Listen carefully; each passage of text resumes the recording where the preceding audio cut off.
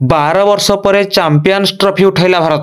नमस्कार फ्रेंड्स, जय जगन्नाथ। आपण देखुचंती महावीर अपडेट्स A1 मुलिकुन चैंपियंस ट्रॉफी को लेकिन आसथिबा गुरुत्वपूर्ण खबर पर आपन को स्वागत करूची। फ्रेंड्स, वर्षे नुह कि 2 वर्ष नुह 12 वर्ष पर चैंपियंस ट्रॉफी जितिला भारत।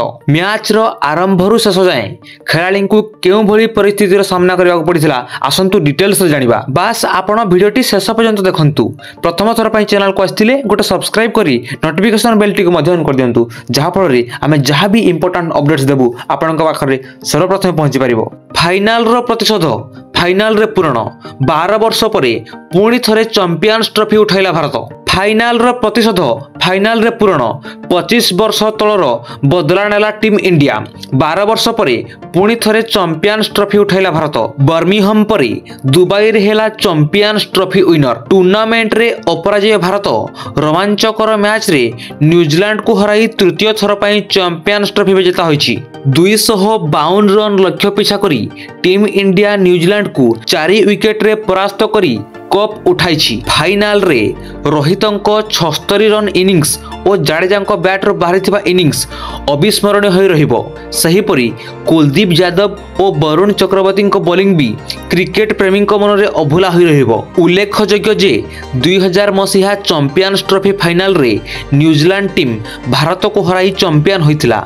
आजिर विजय सह सही पुराना प्रतिशोध पूरण करिछि रोहित बाहिनी। आईसीसी चैंपियंस ट्रॉफी फाइनल रविवार भारत और न्यूजीलैंड मध्य दुबई रे खेला जाइतिला। गुरुत्वपूर्ण मैच रे टॉस जीति प्रथमे बैटिंग करने को निष्पत्ति नहीं न्यूजीलैंड रो अधिनायक मिचेल सेंटेनर। प्रथमे बैटिंग करी न्यूजीलैंड टीम डारिल मिचेल 63 रन बदल रे 251 रन करिथिला।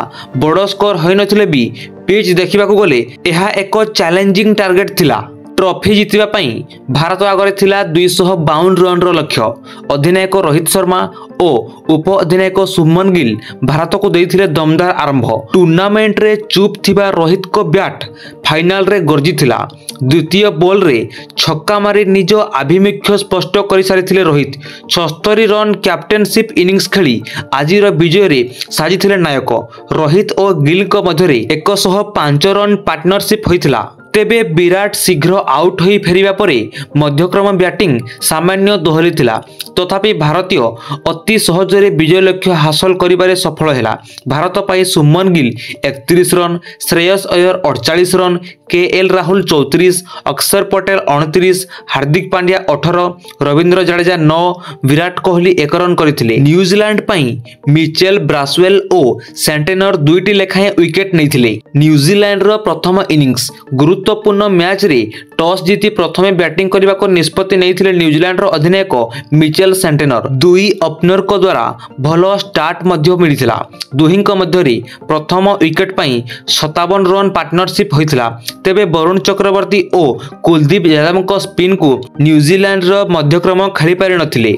नियमित व्यवधान रे विकेट पतन होई चलिथिला। न्यूजीलैंड पाई डारिल मिचेल सर्वाधिक 63 रन करिथिबा बेले ऑलराउंडर मिचेल ब्रासवेल धुआंधार बैटिंग करी 40 बॉल खेली 132 स्ट्राइक रेट सह 51 रन करी अपराजित रहिथिले। Glenn Phillips 34 run, Rachin Ravindra 37 run, Kane Williamson 11, Will Young 15, Tom Latham 14 run करी आउट होइथिले। भारत पाई दुई फ्रंटलाइन स्पिनर वरुण चक्रवर्ती और कुलदीप यादव आशानुरूपक प्रदर्शन करथिले।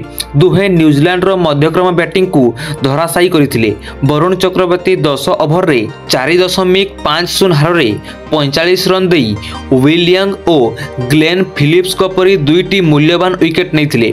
सहीपरि कुलदीप यादव मैच रे निजर प्रथम ओवर रो प्रथम बॉल रे न्यूजीलैंड रो इनफॉर्म बैटर रचिन रविंद्र को क्लीन बोल्ड करथिले। एहा परे अभिज्ञ केन विलियमसन को भी विकेट नैथिले। फ्रेंड्स, एही परि भाबरे team India 2025 champions trophy winner होइथिला।